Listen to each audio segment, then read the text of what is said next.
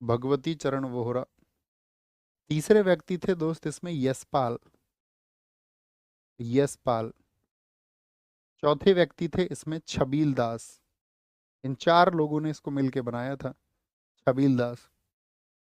भगवती चरण वोहरा ने क्या किया था, इन्होंने HRA का घोषणा पत्र तैयार किया था। HRA का घोषणा पत्र तैयार किया।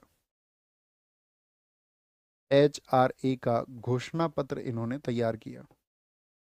Prepared the manifesto of HRA। Prepared the manifesto of HRA। HRA prepared the manifesto of HRA। बहुत बढ़िया जी, बहुत बढ़िया। लाइन लेस एकदम ठीक आंसर है। हाँ मिल जाएगा बुक, प्रॉमिस टू यू, जरूर मिलेगा। अच्छा, इनको लग रहा होगा कि हमारा ही नहीं हो पा रहा तो किसी का नहीं होगा। थम्स अप करके बताओ कितने लोगों का बुक ऑर्डर हो चुका है। इनको तब विश्वास होगा इस चीज से। पर मुझे 10-5 पर ही पता था बुक। पति चरण वोहरा, तो ये चार लोग थे जिन्होंने क्या किया, नौजवान भारत सभा की स्थापना की थी। क्या उद्देश्य था नौजवान भारत सभा का? उद्देश्य लगभग वैसे ही थे, ऑब्जेक्टिव्स वैसे ही थे। अब बातें मत करना भाई। क्या उद्देश्य था कि एक तो राष्ट्रवाद को जन्म देना है, राष्ट्रवाद को जन्म, बर्थ ऑफ नेशनलिज्म, लोगों के अंदर एक क्रांति का भाव होना चाहिए राष्ट्र को लेकर के, नेशनलिज्म को लेकर के। अंग्रेजी शासन का अंत हो, अंग्रेजी शासन का अंत, और स्वराज्य प्राप्ति, ये भी एक महत्वपूर्ण लक्ष्य था इनका। स्वराज्य प्राप्ति, स्वराज्य प्राप्ति। End of British rule, end of British rule, and to achieve Swaraj, to achieve Swaraj. Third one, मजदूरों और किसानों के शोषण का अंत हो। आप जानती हैं भगत सिंह इस पक्ष में थे। मजदूरों और किसानों का जो शोषण सरकार के द्वारा हो रहा है, किसानों के शोषण का अंत हो, शोषण का अंत हो। To end the to end exploitation, exploitation of the poor and labourers. समझ पा रहे हैं क्या विजन था? इस एक विजन के साथ में नौजवान सभा को बनाया गया था भगत सिंह जी के द्वारा। अब यहाँ पर आप जानते हो इस समय पर 1925 की घटना हुई, तो 1927 में क्या हुई, बहुत सारे लोगों को यहाँ पर फांसी हुई। जो मुख्य कार्यकर्ता थे, या बोले जो युवाओं के अंदर एक प्रेरणा का स्थान रखते थे, उन सबको यहाँ पर फांसी दे दी गई। और जैसे ही उनको फांसी दे दी गई तो भारत में जो युवा क्रांतिकारी थे, तो उनका मनोबल तोड़ने का काम ब्रिटिश सरकार ने किया या नहीं किया? ब्रिटिश सरकार फांसी ही इसलिए देती थी, हैंग प्रोसेस था ही इसीलिए, ताकि जो आपका यहाँ पर क्रांतिकारी घटनाएं हैं वो ना बढ़ें और उनका दमन किया जा सके। और उसमें ब्रिटिश सरकार बहुत सफल हुई। तो क्या हुआ, बहुत सारे लोग जो है इसमें पीछे हटे, बहुत सारे लोग इसमें आगे बढ़े, और जो दल था वो बिखेर दिया इन्होंने। यानी HRA का एकदम से विघटन हो गया 1927 के बाद में। HRA के बहुत सारे सदस्य जो हैं बाकी सब संगठनों को ज्वाइन करने लगे कि भाई HRA पर सरकार का ज़्यादा दबाव है, या HRA के दमन के लिए सरकार ज़्यादा काम कर रही है। तो वो कोई नौजवान सभा में गया, कोई आपका जो और मूवमेंट चल रहे थे स्थानीय रूप से, उनमें शामिल हो गए। तो इस समय पर चंद्रशेखर आज़ाद ने एक बात कही। चंद्रशेखर आज़ाद ने कहा कि हम इस तरह से छोटे छोटे अगर दल बनाएंगे तो हम एक बड़े उद्देश्य को प्राप्त नहीं कर सकते हैं। और यदि बड़े दल उद्देश्य को हमको प्राप्त करना है तो एक बड़ा दल बनाना होगा। यानी जितने भी छोटे छोटे छोटे दल हैं वो सब इकट्ठे आ जाए, और फिर से हम आपका जो सरकार ने हमारी आपका मनसाओं को तोड़ने का काम किया है, उन मनसाओं को प्राप्त करने के लिए और एक बेहतर भारत के लिए हम फिर से एकजुट होते हैं। और सब एकजुट हुए और एक दिल्ली में मीटिंग बुलाई गई।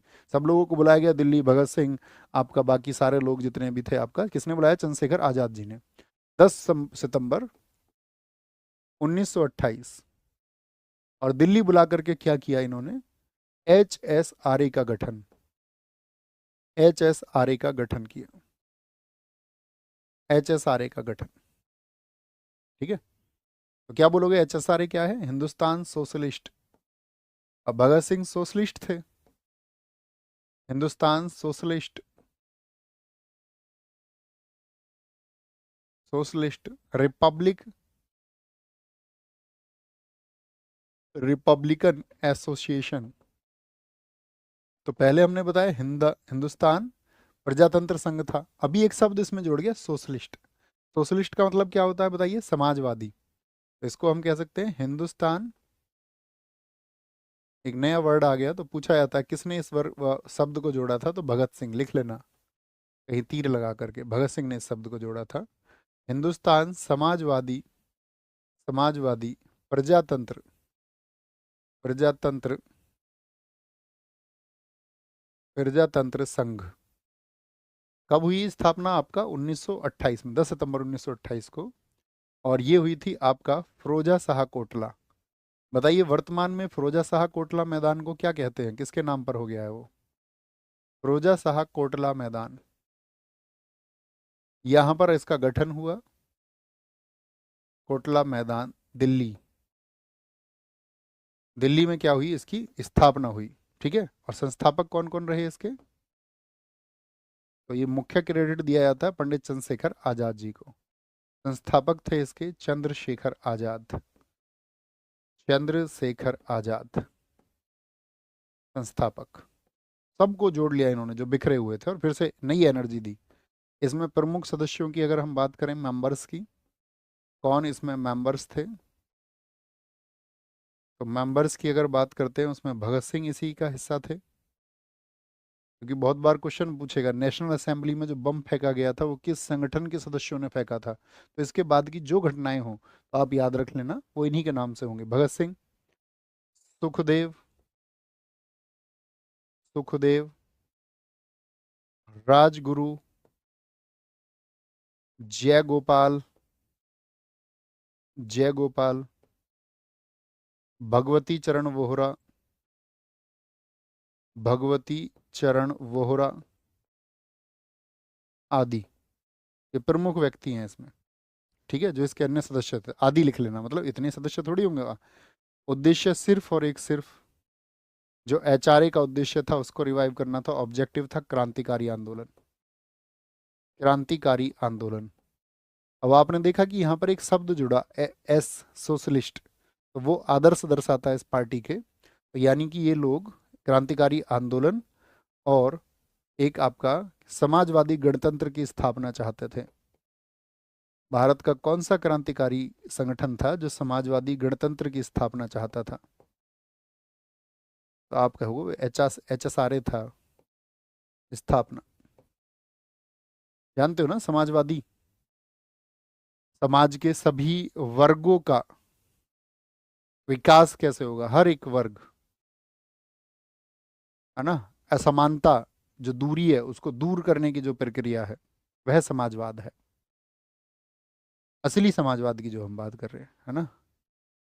तो क्या बोलोगे? समाजवादी गणतंत्र। तो समाजवादी गणतंत्र आज हमारे देश की, अगर मैं पूछूं कैसी अर्थव्यवस्था, अगर आप कहेंगे तो आज हमारे देश को अगर मैं पहचान देना चाहूँ तो क्या आप कहेंगे कि ये इसी मार्ग पर है? तो क्या कह देंगे? इस्टेब्लिशमेंट, ये लिखिए पहले तो, क्या ऑब्जेक्टिव था? Revolutionary movement, revolutionary movement and establishment of socialist, socialist Republic, ये स्थापना करनी थी। अब देखो इसी संगठन के द्वारा क्या क्या किया गया, मुझे बताइए। सबसे प्रमुख घटना आपने क्या पढ़ी, आप क्या समझते हैं? HSRA के सदस्यों द्वारा 1928 में बना, और 17 दिसंबर को देश में एक घटना हुई थी, सैंडर्स की हत्या। तो सैंडर्स की हत्या ये किसने की थी? तो यही सब सदस्य तो थे, देखिए जरा, HSRA के सदस्य थे सारे के सारे। मर्डर ऑफ सैंडर्स हुआ, या आपसे असेंबली में बम फेंका गया, असेंबली में बम, असेंबली में जो बम फेंका गया था केंद्रीय विधानसभा में, या आपसे पूछे जो लाहौर कॉन्स्पिरेसी केस है, लाहौर कॉन्स्पिरेसी केस, लोहार षड्यंत्र, जो लाहौर आपका षड्यंत्र मुकदमा था वो किस संगठन के व्यक्तियों पर चला था? तो एचएसआरए के सदस्यों पर चला था। बात क्लियर है? यहां तक की बात क्लियर है? अब इसी संगठन के लोगों ने एक योजना बनाई, इरविन की हत्या की योजना। इरविन, इरविन आपको पता होना चाहिए, रीडिंग, रीडिंग का कार्यकाल मैंने आपको बताया था, जरा बताइए मुझे क्या था? जो एकमात्र यहूदी वायसराय था 1921 से 26। जैसे मैं पूछ लूं एचआरई की स्थापना के समय पर कौन था आपका वायसराय, तो क्या कहेंगे? रीडिंग कहेंगे। लेकिन 1926 से 31 रहा था इरविन। यानी 26 से 31 के बीच में जो भी घटनाक्रम होंगे उसके समय पर कौन रहेगा? वो इरविन रहेगा, इरविन। आपको विशेष तौर पर ध्यान रखना है इस बात को। और हम आप कुछ से भी कहेंगे, सैंडर्स की हत्या के समय कौन था, असेंबली बम जब हुआ कौन था, लाहौर षड्यंत्र जब चला 1929 कौन था? इरविन। अब इन्हीं संगठन के सदस्यों ने इरविन की हत्या का प्रयास किया। इरविन की हत्या का प्रयास कैसे? कि भाई वायसराय है और वायसराय को उड़ा करके ब्रिटिश सरकार के अंदर एक डर पैदा कर देते हैं। और 23 दिसंबर 1929, क्या बोलेंगे, चंद्रशेखर आजाद ने, आजाद थे और आजाद रहेंगे, आजाद ने इरविन की हत्या के लिए प्लानिंग की। इरविन की हत्या की, इरविन की हत्या का प्रयास, ये लिखिए। तो प्रयास ही लिखें क्योंकि वो सफल नहीं हो पाए उसमें। ये हुआ था, प्रयास जबरदस्त था। 23 दिसंबर 1929, 23 दिसंबर 1929। दरअसल में क्या बोलेंगे, एक प्रयास किया गया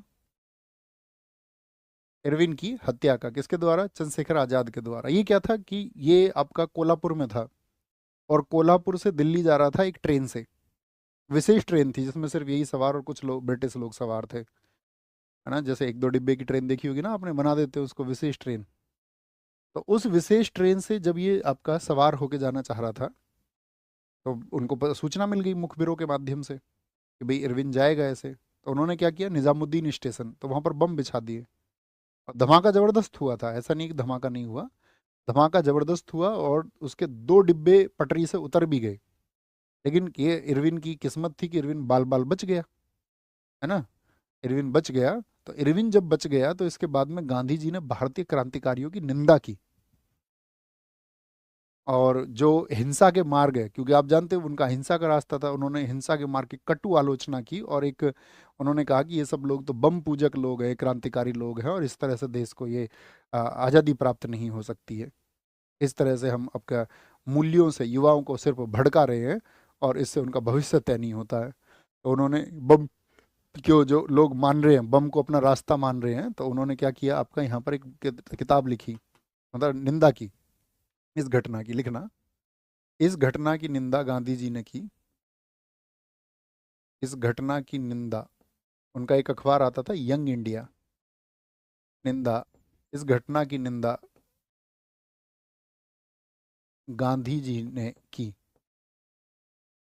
और गांधी ने जब इस घटना की निंदा की, तो वो निंदा की तो एक लेख लिखा, the cult of the bomb, the cult of the bomb. आप इसको पढ़ सकते हैं पूरा, अगर आप पढ़ना चाहते होंगे तो।